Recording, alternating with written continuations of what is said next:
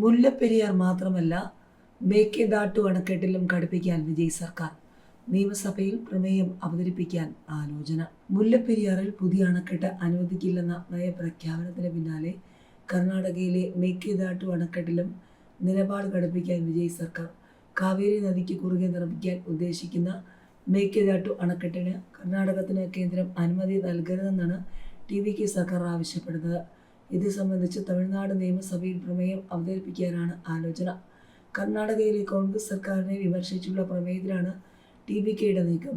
മേക്കേദാട്ടു അണക്കെട്ട് പദ്ധതിക്ക് തമിഴ്നാട്, കേരളം, പുതുച്ചേരി സംസ്ഥാനങ്ങളുടെ അനുമതിയില്ലാതെ അനുമതി നൽകരുതെന്ന് തമിഴ്നാട് മുഖ്യമന്ത്രി വിജയ് പ്രധാനമന്ത്രി നരേന്ദ്രമോദിയെ കണ്ട് ആവശ്യപ്പെട്ടിരുന്നു.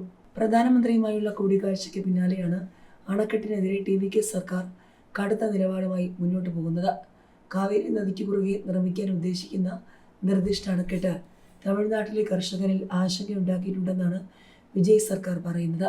കർണാടക സർക്കാർ കാവേരി നദിക്ക് കുറുകെ നിർദ്ദേശിച്ചിരിക്കുന്ന ജലവൈദ്യുത കുടിവെള്ള പദ്ധതിയാണ് മേക്കേദാട്ടു അണക്കെട്ട്. ബംഗളൂരു നഗരത്തിലേക്കുള്ള കുടിവെള്ളവും വൈദ്യുതി ഉൽപ്പാദനവുമാണ് പദ്ധതിയുടെ പ്രധാന ലക്ഷ്യം.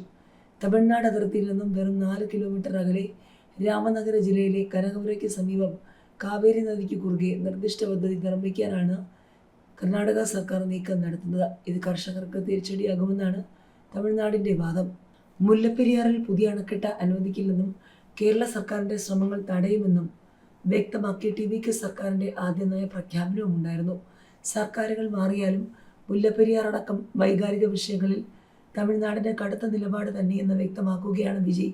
നിയമസഭാ സമ്മേളനത്തിനു ശേഷം മുല്ലപ്പെരിയാർ വിഷയത്തിൽ വിജയുമായി ചർച്ച നടത്തുമെന്ന് VD സതീശൻ പറഞ്ഞതിന് പിറ്റേന്നാണ് തമിഴ്നാടിൻ്റെ നയപ്രഖ്യാപനം. സുപ്രീം കോടതി അനുമതി നൽകിയിട്ടും അണക്കെട്ടിലെ ജലനിരപ്പ് 152 അടിയായി ഉയർത്താൻ അനുവദിക്കാതെ പുതിയ അണക്കെട്ട് പണിയുമെന്ന് കേരളം ആവർത്തിക്കുകയാണെന്നാണ് വിമർശനം.